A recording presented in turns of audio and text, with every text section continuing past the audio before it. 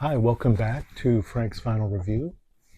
This week we're going to be reviewing an album by King Gizzard and the Lizard Wizard. And this one is with the Mild High Club.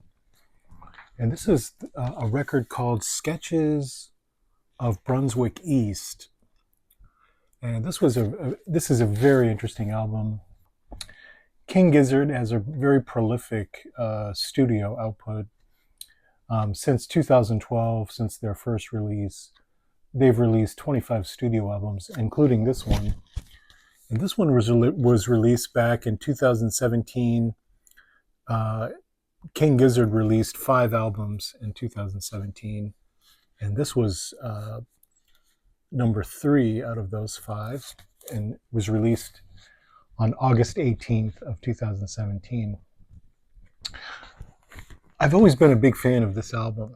I'm not huge into King Gizzard. They do have a cult-like following, like a lot of bands, obviously. But I've listened to a lot of their music. Some of it I enjoy, like this one. Obviously, I really enjoy their the preceding album called Quarters. I really enjoyed that one. I also enjoy an album that came out in, I believe it was 2021, Butterfly 3000. Really fun record. So I highly recommend those 3. But this one this is sort of my mainstay for King Gizzard. And it's really because it does sort of have a jazzy feel to it. The album title, Sketches of Brunswick East, I've read that was influenced by Miles Davis in his album Sketches of Spain. And there's some pictures on the back of King Gizzard and the main contributor to the Mild High Club, Alex Breton. But let's jump right into the album. So we have 13 tracks total. And the first track is on the album is called Sketches of Brunswick East, the title track.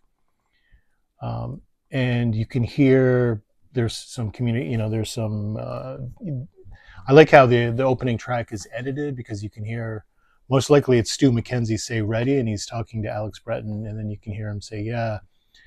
And so there's this sort of piano intro followed by some pretty strong bass lines by Stu McKenzie, King Gizzard. He's a multi-instrumentalist.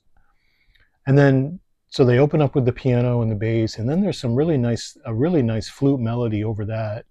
And again, it's very light. There's sort of a subtle swing feel. And then the track gets experimental. There's some experimentation. And then they segue into the next song called Countdown. Alex is now on bass. And there's some nice work by Cavs on his ride and cymbal. Great cymbal work here. There's a nice solo on the mellotron. It sounds like a mellotron. Some really nice touches, some really cool wah guitar effects by Stu on his guitar. So he goes from bass, and then he's back on the guitar on this track. And again, more interesting cymbal.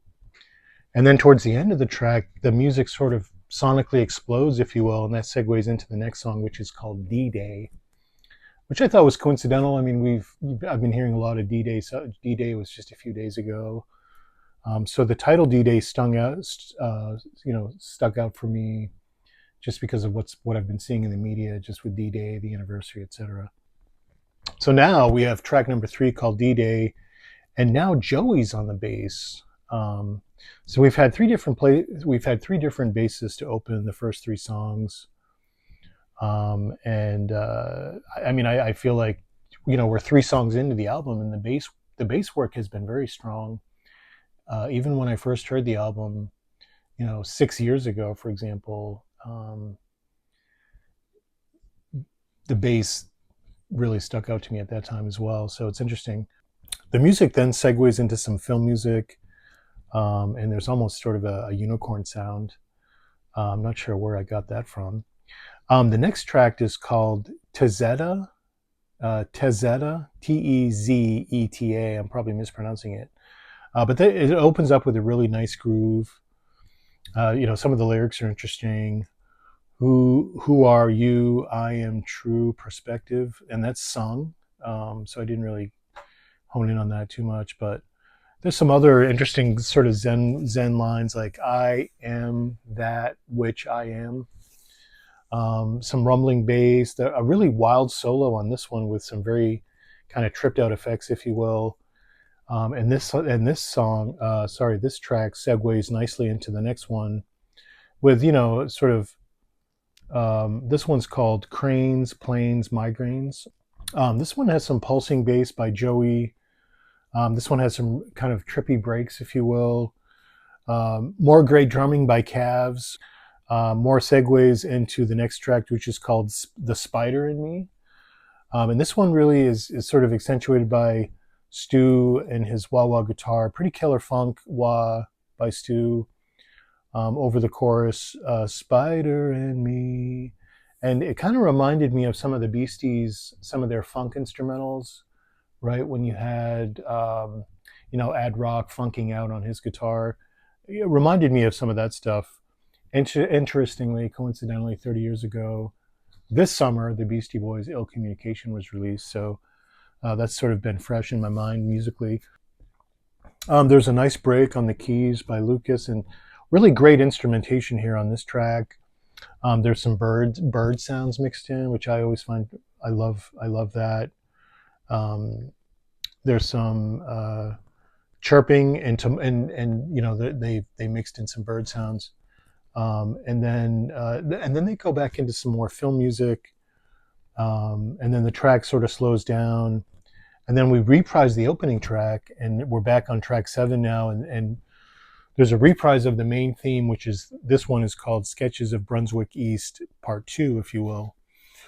Very impressive music. I mean, we've got the flute, we've got great bass work here, some really great cymbals. Stu's back on the bass.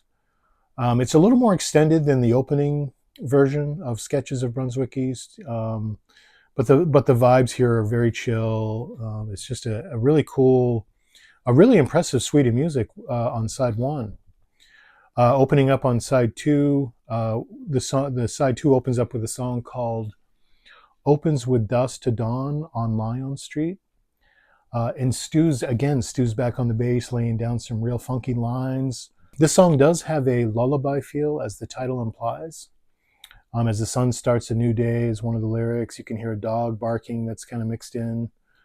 I mean, hey, this is Brunswick East, right? So they're probably, they might have got some stuff right outside the studio, right outside their studio's flightless headquarters in East Brunswick.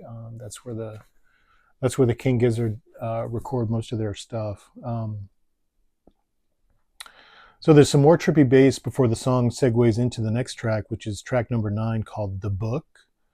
And this is another interesting song. There's some microtonal organ to open, and there's some trippy effects around that. And they did. I think the album before this was written and recorded mostly on 100% microtonal instruments. I'm not sure about the percussion, but everything else was microtonal. So some of that's spilling over into this album. There's some great percussion underneath on this song. And lyrically, it's like a critique of a holy text, right? Calves, again, he's killing it on the drums, and there's some really great polyrhythms here. And, at times it reminded me of the Talking Heads' Remain in Light. Just in terms of the layering, it really comes together nicely. There's a reprise of the opening organ riff with the microtonal organ. And then the chorus, the book, the jam really picks up steam and segues with, again, more trippy ghost-like effects into the next song, which is track 10, called A Journey to Shell. This one has jumping rhythms, a really nice pulse right out of the gate, almost siren calls for the melody, and Stu's on the synthesizer on this one. And, the track just suddenly is cut and then restarts up on purpose. I don't know, it was sort of an effect there. Maybe they had a mishap in the studio. I'm not sure, but they left it in all wore, so it's interesting. But quickly back into it, the jam, the bass is pulsing, and They go back into a little bit of the Sketches theme, and then they segue into the next track, track 11, which is called Rolling Stone, sort of a pun on Rolling Stones. Um, Again, this one had a pretty chill feel from the previous vibe. Again, a slight Sketches feel. And you know, Cavs, I thought the drummer very consistent on this album. And his drumming to me sounded very much like the Talking Heads' Chris France, you know, like very kind of simplistic, but just perfect for the music. More trippy soloing by Joey. I'm assuming that's him on the omnichord. Some really nice lines. And then another quick segue into the sketches of Brunswick East Space that we've been hearing, you know, throughout the album. It kind of it ties everything together. Into the next track, which is track 12, You Can Be Your Silhouette. This one again has more jazz feels, right? There's more wah guitar by Stu McKenzie. There's some other static guitar over a bed of polyrhythms. Alex is playing some killer bass on this one. So there's, again, 3 different bass players. They're all kind of taking turns. More trippy guitar lines. And I noticed there were some, you know, some Arabian lines, especially in the outro. And the bass just had this real liquid tone, especially at the end. So a very hot track. And then, so that one segues into the last track, track 13, which again is the Sketches of Brunswick East. Now, this is part 3, the last song on the album. And this last, the third and final Sketches reprise, I mean, it's very mellow. So the first one was pretty quiet. The second one was a little more extended, but this one is very, very mellow. A gentleman by the name of, last name Cook, is on the fretless bass. Again, another bass player. And the flute melody is really great here, just like on the opening track. They restate the original theme, the original Sketches of Brunswick East theme a third time, and then the track ends, and you know, you can hear it almost sounds like someone's burping, or they were able to replicate a burp in the studio. And the gentleman from Mild High Club, Alex Breton, if you heard me say Alex, that was him and his contributions. So that's pretty much it. You know, I don't really know a lot about King Gizzard, but I just love this album, you know, and I really enjoyed listening to it. I hadn't heard it in a long time, and it was nice to hear it again. Kind of forgot about it, really. But I thought it'd be a fun one to review on Frank's Vinyl. I'm sure there's some King Gizzard fans out there, and you know, like a lot of popular bands, right? Like I'll name a few. You know, the Grateful Dead, for example, very cult-like following. Fish, and these guys, right? I mean, I'm not comparing King Gizzard to these American jam bands, but they have that cult-like following. You know, I mean, I can't say that I enjoy all their stuff, but I mean, the musicianship that I heard on this record was tremendous, right? And I guess the genesis of the album goes back to, you know, Stu and Alex. Stu may have sat in on a Mild High show, and they you know, they became friends, and they were sending each other music over their phones or whatnot. But this project came together, and I think it, you know, collaboration albums sometimes work, sometimes they don't, but this one definitely does. So I highly recommend it. You know, if you're in the K section at your local vinyl store, and you're, you know, looking for something new, something fresh. I mean, this was released back in 2017. It still sounds really fresh. This album will hold up over time. I mean, this will be a classic in 50 years. You know, listeners in the future will listen to this and say, yeah, these guys were on. You know, that's how I feel about it as well. So, especially if you're into jazzier music, I mean, this is, you know, very, very experimental, psychedelic, right? Psychedelic jazz. You know, it's got some great grooves. I mean, it's got a lot of really good music, right? It's got flute. It's got, you know, tremendous bass playing by 3 or 4 different bass players. You know, there's some great polyrhythms going on a few tracks. I mean, it's got a lot of good stuff, so I highly recommend it. Okay, guys, that wraps it up for this week.